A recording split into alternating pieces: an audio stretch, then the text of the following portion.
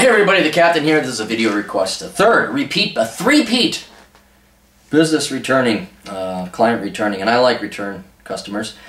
But if you have a question or a request or a consultation or need some kind of advice, go to assholeconsulting.com and I will provide you my assholey wisdom. It's ass and holy, spelled like that. And actually it's good because unlike every other consultant out there, I won't lie to you. So this guy wanted me to do a takedown of this gal. Many of you have probably heard of her. This is the 21-year-old child, not adult, child that sued her parents for tuition, and she won. Two parents battling over college tuition for their estranged daughter were back in court this week. A judge reaffirmed his order on Monday that Maura McGarvey and Michael Rickey pay 21-year-old Caitlin Rickey's community college tuition. Now, how much you want to bet she claims she's an independent woman? She's getting government subsidies for education. Now she needs her parents to pay. That's what independence is. And I'm not just picking on the women. That's every fucking young. This is my generation. Every other fucking millennial out there. When your parents pay your way through college, or the government's paying your way through college, you are not independent. So this is not an independent person. But how much you want to bet when you go up to your average 21-year-old college student and say, "I'm a very independent person"? No, you're not. You're dependent. You're a parasite. Get used to it. That's what you are. Caitlin Rickey brought the suit against her parents in August of 2013, suing them for $906 in tuition to Ronin College in Pennsylvania, according to the Inquirer. A few months later, a judge ruled in her favor. How much did we spend in taxpayers for labor and law, or labor lawyers, judges, facilities, so you could have a $900 lawsuit brought against your folks? I'm just wondering what. A few months later, a judge ruled in her favor. On Monday, he upheld his decision, ordering the parents to pay by the end of the year. But all is not settled. In October, Caitlin Rickey also sued her parents for another $16,000 in tuition from Philadelphia's Temple University, where she's currently a student. And what I wonder, I mean, this is not going to be an engineer. This just, I can't wait. I tried to look up what she's majoring in, but I don't know. In October, a judge ruled in her favor, but Michael Rickey and McGarvey planning to appeal, saying their daughter didn't apply for all the eligible loans and scholarship. But that would take work. See, you have to pay your daughter. Well, actually, I have to blame the parents in this one. Did you bring the kid into the world? You probably didn't raise her right. I'm not saying all the blame is to be on this gal. But if you got your daughter or child suing you, you probably goofed up somewhere. So I don't think there's any innocent parties in this. And yeah, you raised a lazy child. Like, if they can't even apply for loans and scholarship, what the hell? The Inquirer reported McGarvey is raising funds for the appeal through a GoFundMe account. Wait a minute, now is McGarvey, is that the child? Caitlin, no. McGarvey, okay. So what, now we gotta pay for your kid? This is the parents that are putting the GoFundMe account? No! You brought the kid in the world, you guys fucked. You got to have a little ooh-ee, ooh-ee, ooh-ee, had a little fun, little ah! You guys got, now you get to deal with this. For those 2 minutes of whoa! That's it, that's your fucking problem, not mine. I didn't get to fuck the wife. I didn't get to fuck the broad, and this ain't my child. Now everyone's got to go fund you? Fuck you. We'll never make the sexual noises again. Although it's tempting. Oh. McGarvey, an English teacher, okay. Michael Rickey, a high school basketball coach. I love it when the public sector liberal people get their own, are divorced and have each remarried and leave have younger children. The New Jersey-based parents say they can't afford out-of-state college tuition. Oh, really? You can't afford oh, that's too bad.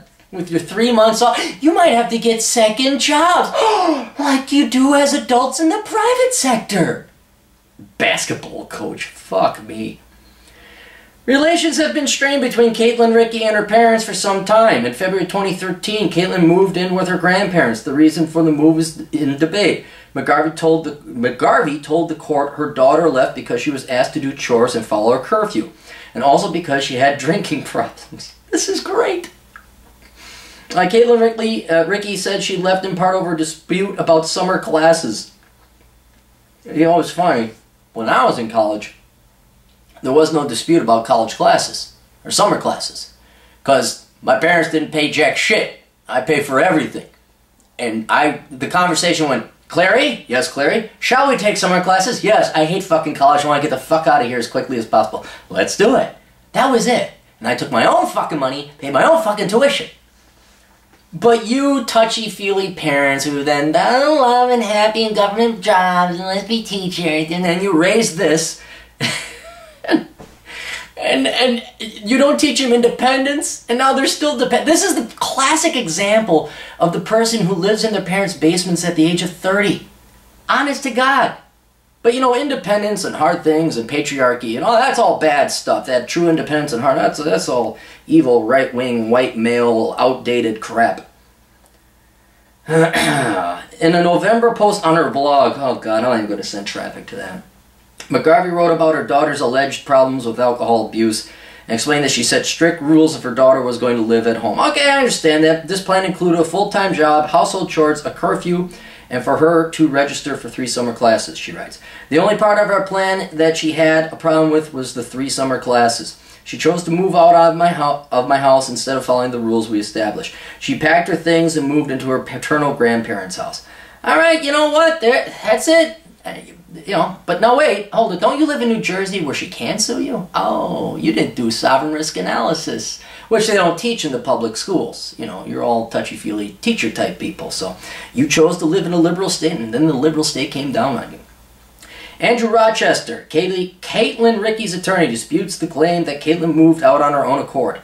Caitlin did not voluntarily leave the home. She was thrown out by her mother. Rochester did not respond to Yahoo's parenting request for comment. Oh yeah, Yahoo parenting. That's the reason that shit like this is happening, because you have Yahoo parenting.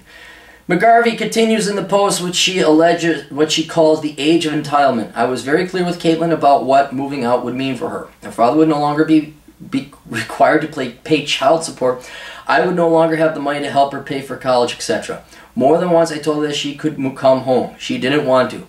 She wanted to live without any rules, with basically no contact with either of her parents or families, and she wanted her father and I to pay for it. Within a few months of living at her grandparents', Caitlin retained a lawyer and sued her father and me for a college contribution and a new car. All right, look, if there's a devil here, it's the child. All right, I have your parent. If you're going to live at home, you should forget law, forget what New Jersey law is. If you live at your parents' house, you got to follow their rules. If you're 55 years old and you still live at your parents' house and they're alive and they have the deed to the house, you got to follow their rules. That's what normal, I wouldn't even call it Western civilization. That's just what sanity is and self-respect. This gal didn't like it, and now she wants to have her cake and eat it too. Now, these parents, so I would say the blame is on this young broad. But who brought up the broad to have this level of entitlement? You know, whose fault is it? It's your kid, right? I know nature versus nurture. Some things got to be influenced, but this is your kid. And it wouldn't have gotten to this point if maybe you were a little bit more disciplinarian with her earlier on. Now, I don't know the personal situation of these people, but this is starting to, my generation is starting to have kids, and I start looking at fucking people they're not raising their kids. They're fornicating, they're spitting out children, they do nothing to raise them because everybody is too fucking lazy to raise their children. Because it takes effort. Who wants to work hard? And it's evidence, or at least I have, what do they call it, not supporting evidence, or not conclusionary proof, but evidence that would just suggest that these are lazy parents because they're both teachers. They both took easy jobs that are only 9 months out of the year. Oh, fuck, and the basketball coach. Fuck. Fuck, fuck, fuck. Fucking fuck, fuck, fuck. Fuckity, fuck, fuck, fuckity, fuck. Fuck. So, yeah. Is there a lesson? Is there something?